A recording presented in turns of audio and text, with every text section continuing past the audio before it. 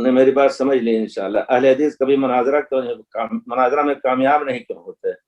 آپ کل آپ مجھے بتائیے گا یا لکھ کے بھیجیے گا، کیا آپ کسی مناظرے میں حاضر ہوئے ہیں؟ بس سنی سنائی بات، الٹی سیدھی بات. آپ ایک چیز سمجھ لیں کہ مناظرے کا زمانہ ہم جہاں تک سمجھتے ہیں ہم نہیں رہ گئے. حق واضح زیادہ سے زیادہ ہو گیا ہے، لیکن ایک زمانہ تھا کہ مناظرے سے پورے بستی کی بستی ایک ہی وقت میں اہل حدیث ہو جاتی تھی. اسی مناظرے سے آپ ذرا مناظرے کی تاریخ پڑھیے.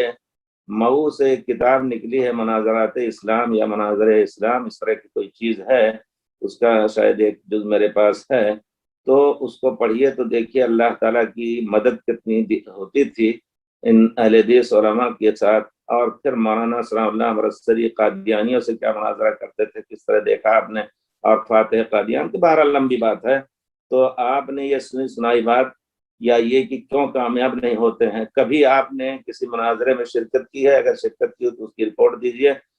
ان کے یہاں کیا ہے، شور کر لیتے ہیں بس اور کچھ نہیں. دلیل ہم نے پاکستان کے مناظرے جو کبھی کبھی سنے ہم نے، تو تعجب ہوتا ہے کہ لوگ اللہ سے ڈرتے نہیں ہیں، حق نہیں چاہتے ہیں، بلکہ شور شرابہ کر کے اور ہنس ہنسا کر کے اور ختم کر دیتے ہیں کہ کیا نام ہے، مغلوب ہو گئے.